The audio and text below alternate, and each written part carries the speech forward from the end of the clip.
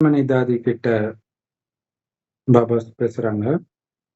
சிரேஷ்டதா அப்படின்னு இருக்குது. அதாவது மதிப்பிற்குரியவராக, முக்கியமாக எந்த குணம் தேவை? மிக உயர்ந்தவர் ஆகணும், முக்கியமானவரா ஆகணும்னா என்ன குணம் தேவை?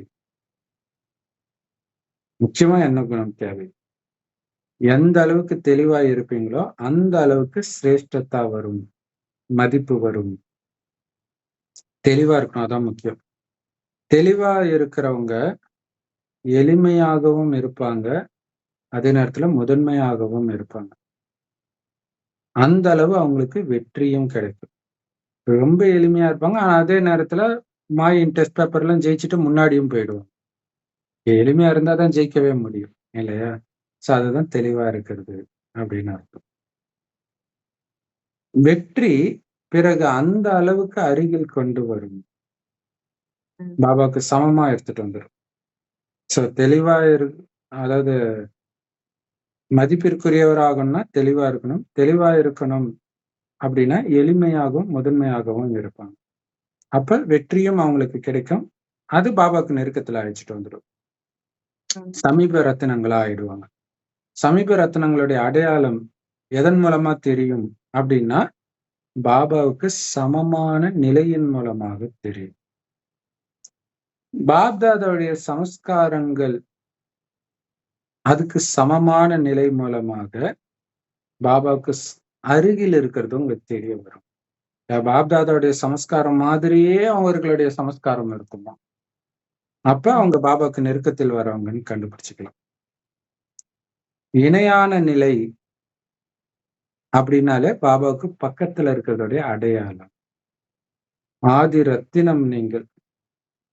அதனால அனாதி, யார் ஆதி ரத்தினமோ அவர் அனாதி மகிமைக்கு தகுதியானவர் ஆகிறார். அனாதினா எப்ப? நிரந்தரமா இருக்குது. அப்ப ஆதி ரத்தினம் அங்கேயுமே சொர்க்கத்திலே ஆதியில வந்துட்டாங்கன்னா அனாதியா அவங்க இந்த பூமியிலே இருக்கிறாங்க, தொடர்ந்து இருக்கிறாங்க. அதனாலதான் அனாதி மகிமைக்கு உரியவர். அடுத்தது மகிமையும் அழிவற்ற மகிமைக்கு உரியவர்ன்ற அர்த்தமும் வருது. ஏன்னா ஆதிதேவ் உடன் உதவி புரிபவர். ஆதி ரத்னம் தான் படைப்பின் காரியத்திற்கு ஆதாரம் ஆவார். சோ அதனால ஆரம்பத்தில் வந்தவர்களை பாபா எப்பவுமே விட்டு கொடுக்க மாட்டார். என்னதான் லேட்டா வரவங்க பயங்கரமா சேவை செஞ்சாலும் ஆதி ரத்னத்தை விட்டு கொடுக்க மாட்டார் பாபா. ஏன்னா அவங்க இல்லாம இது ஸ்டார்ட் ஆகி இருக்காது இல்ல, அவங்களுடைய வைராக்கியம். அதான் சொல்ற, படைப்பின் காரியத்துக்கு ஆதாரமே அவங்கதான், ஆதி ரத்னங்கள் தான். சோ அதுக்கு மெயினா என்ன ஆகணும், பாபாவுக்கு சமமா இருக்கணும் சமஸ்காரம். பாபாக்கு சமமா இருந்தா பாபாக்கு பக்கத்துல வந்துடுவீங்க அப்படின்னு சொல்றாரு. பாபாவும் உதவி புரியுறாரு. அப்புறம் ரத்தன் மோகினி தாதியோட இப்பதான் சரீரம் விட்டாங்க. ஸ்நேகியா அல்லது சகயோகியா ரெண்டுமே சொல்றாங்க. ஸ்நேகி சகயோகி ரெண்டிலும் சமநிலை. எந்த அளவுக்கு ஸ்நேகியோ அந்த அளவுக்கு சகயோகி ஆகிறார்.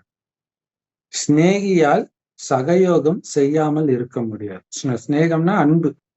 சோ எந்த அளவுக்கு பாபாவுக்கு அன்பா இருக்கிறாங்களோ அந்த அளவுக்கு பாபாவுக்கு உதவியாளராகவும் இருப்பாங்க. பாபாக்கு மேல அன்பு வச்சுட்டாலே உதவி பண்ணாம இருக்க மாட்டோம்.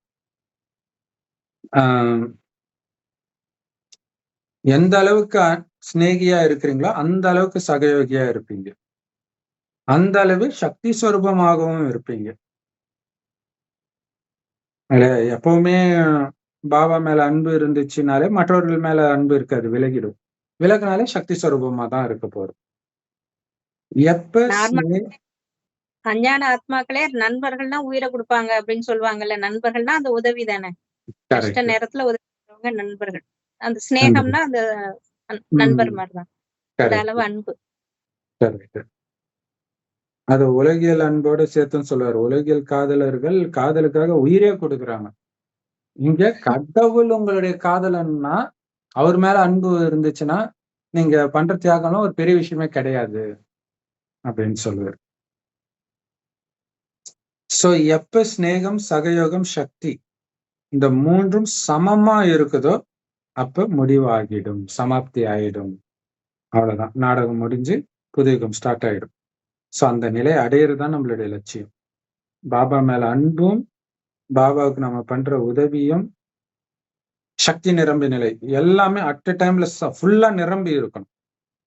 அப்ப சம்பூர்ணம் ஆயிட்டும், உலக அழிவு ஸ்டார்ட் ஆயிடும். இந்த சமயம் இரட்டை கிரீடதாரியா அல்லது எதிர்காலத்துலதான் அப்படி ஆவீங்களா? ஒன்று சிநேகத்தினுடைய கிரீடம், இன்னொன்னு சேவையின் கிரீடம். இந்த 2 கிரீடமும் இப்ப இருக்கணும். இப்பயும் இரட்டை கிரீடதாரி. ஒண்ணு பொறுப்புன்ற கிரீடம், அடுத்தது அன்பின் கிரீடம் சொல்றார். அதான் சேவை பொறுப்பு கிரீடம், அடுத்தது அன்பு கிரீடம்.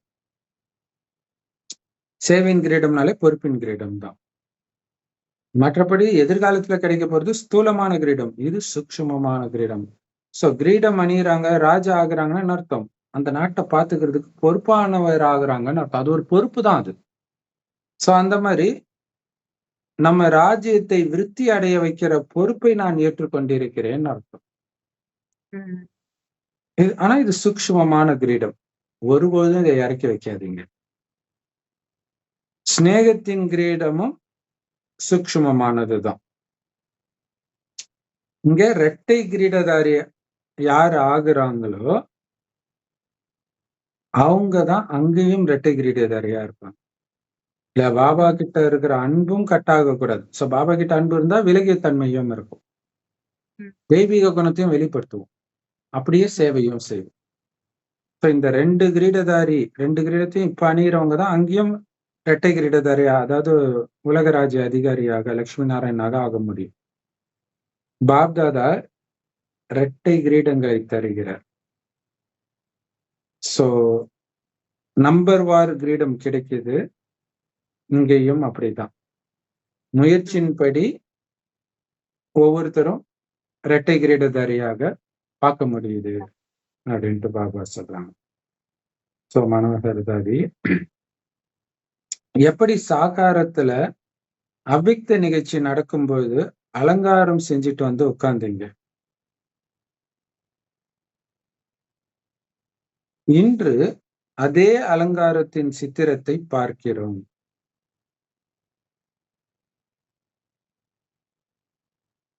ஒவ்வொருவருடைய விசேஷமும் அவரவருடையது எனில் அந்த விசேஷம்தான் அருகில் கொண்டு வருகிறது. உங்களுடைய விசேஷம் என்ன? எல்லாருடைய சிநேகியாகவும் சகயோகியாகவும் ஆகிறது. யார் எல்லாருடைய சிநேகியாக ஆகுறாங்களோ அவங்களுக்கு எல்லார்கிட்ட இருந்தும் அன்பு பிராப்தியா கிடைக்கும். எல்லோருக்கும் சிநேகியாக யார் ஆவாங்க? யாரு சர்வ தியாகியா இருக்கிறாங்களோ அவங்களாலதான் ஆக முடியும். யாரு சர்வ தியாகி ஆகுறாங்களோ அவர்தான் அனைவருக்கும் சிநேகியாக சகயோகியாக ஆகிறார். இந்த மாதிரி சிரேஷ்ட சங்கல்பம் உடையவர் தான் சிரேஷ்ட பதவியின் அதிகாரி ஆகிறார். சங்கல்பத்தில் கூட அனைவர் மீதும் நன்மைக்கான பாவனை, தனக்காக மட்டும் இல்லை. இப்படித்தான் சர்வ பிராப்திகளுக்கும் அதிகாரியாக ஆகிறார். அவர்களுக்குத்தான் சதா பாப்தாதா மற்றும் அனைவரிடமிருந்தும் மரியாதை கிடைக்கிறது. மரியாதையின் அதிகாரத்தை பெறுவது என்பதும் மிகப்பெரிய விஷயம். சோ மனோகர்தாரி கிட்ட பாபா சொல்றாங்க, அவ்விக்த நிகழ்ச்சி அனைவா மனோகர்தாரி டிரான்ஸ்ல போவாங்கன்னு நினைக்கிறேன். அததான் சொல்றாருன்னு நினைக்கிறேன். அவ்விக்த நிகழ்ச்சி நடக்கும்போது அலங்காரத்தோட உட்கார்றீங்க இல்லையா, அதாவது அதுக்கு தயாராகி உட்கார்றீங்க இல்லையா, இன்னைக்கும் அதே அலங்காரத்தின் சித்திரத்தை பார்க்கிறோம். சோ அவங்களுக்குன்னு விசேஷம் இருக்கும். அந்த விசேஷம் தான் பாபாக்கு பக்கத்துல இட்டுட்டு வரும்ன்ற. அப்படி இவங்களுடைய விசேஷம் என்னன்னா எல்லார்கிட்டயும் அன்பா இருப்பாங்க. இவங்க பிடிச்சவங்க பிடிக்காதவங்க மத்தவங்க கிட்ட விலகி இருக்குது அப்படிலாம் இல்லை, எல்லார்கிட்டயும் அன்பா இருப்பாங்கன்னா சகயோகியாகவும் ஒத்துழைப்பு கொடுப்பவராகவும் இருக்கிறாங்க. சோ அப்படி யாரு எல்லார்கிட்டயும் அன்பா இருக்க முடியும்? அது சாத்தியமா? அது அப்படி ஒருத்தங்க இருக்கிறாங்கன்னா அவங்க சர்வ தியாகியா இருந்தாதான் முடியும். மானம், மரியாதை எதை பத்தியும் கவலைப்படுறது இல்ல. இல்லையா? ஒரு சிலருடைய வார்த்தை குத்துற மாதிரி இருக்கும், கொடையிற மாதிரி இருக்கும். அதை பத்தி எல்லாம் கண்டுக்காம இந்த காதுல வாங்கி அந்த காதுல வைத்து மறுபடியும் சிரிச்ச முகத்தோட பேசுறது. அதான் சர்வத்தியாகி. சோ அப்ப என்ன ஆகும்? இவங்க எல்லாருக்கும் அன்பானவரா இருக்கிறாங்க அப்படின்னா மற்றவர்களும் இவங்க கிட்ட அன்பாதான் இருப்பாங்க. சோ அப்படி பிறருடைய அன்பை பெற்று தருகிறது இந்த சர்வத்தியாகம்.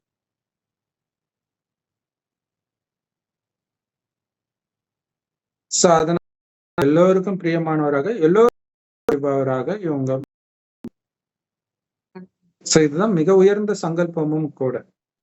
இந்த உயர்ந்த சங்கல்பம் தான் அப்ப பாருங்க, இது ஒரு ஸ்வமான். நான் அனைவருக்கும் பிரியமானவன், அனைவருக்கும் சகயோகி அப்படிங்கிறது இருக்கணும். இந்த உயர்ந்த சங்கல்பம் இருக்கிறவங்க தான் உயர்ந்த பதவியின் அதிகாரியாகவும் அந்த பதவிக்கு உரிமையாளராகவும் ஆக முடியும். சோ சங்கல்பத்துல கூட எல்லாருக்கும் நன்மை செய்யற பாவனை தான் இருக்கணும். தனக்காகவும் சரி, மற்றவர்களுக்காகவும் சரி. அப்படி யாரு இருக்கிறாங்களோ அவங்கதான் சர்வ பிராப்திக்கு அதிகாரி. அப்ப மற்றவர்கள் நல்லா இருக்கணும்னு நினைக்கிறதே நாம அடையிறதுக்குன்றதையும் புரிஞ்சுக்கணும். இங்க எல்லாமே நமக்காக தான். இல்லையா? ஒரு கண்ணத்தை இருந்தால் மறு கண்ணத்தை காட்டுன்னு இயேசு சொன்னார். அதனால எனக்கு என்ன நன்மைன்னு அவர் சொல்லல. நீங்க எந்த அளவுக்கு இப்படி இருக்கிறீங்களோ அந்த அளவுக்கு அங்க உயர்ந்த பதவி. சோ இது இருக்கும். ஏன் அவங்க அதை கேட்டாலும் ஃபாலோ பண்ண முடியலன்னா அதோடைய பலன் என்னன்னு தெரியாது.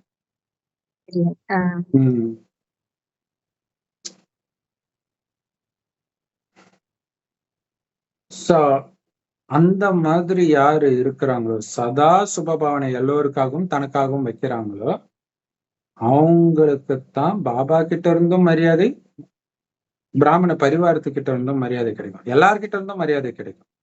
எல்லாரும் நல்லா இருக்கணும்னு நினைக்கிறவங்கள தானே எல்லாருக்குமே பிடிக்கும், இல்லையா? அதனாலதான் எல்லார்கிட்டயும் அவங்களால அன்பாவும் இருக்க முடியும். அப்ப எல்லார்கிட்ட இருந்தும் அன்பையும் மரியாதையும் பெறுவது சாதாரண விஷயம் கிடையாது. எவ்வளவு பெரிய விஷயம். அதுதான் உங்களுடைய லட்சியம்ன்ற. ஃபர்ஸ்ட் சாட்சாத்காரம் காட்டணும் உங்களுடைய லட்சியம். அதுக்கு தயாராகுங்க, விலகிருங்க, சாட்சியா பாருங்கன்னாரு. கட்சியில எல்லோருக்கும் அன்பா இருக்குன்னா சர்வ தியாகம் பண்ணணும். அப்பதான் எல்லாருடைய மரியாதையும் பெற முடியும் அப்படின்னு சொல்லி பாபா முரளி முடிச்சிருக்கிறார். Om Shanti. Super. Thank you sister. Om சாந்தி.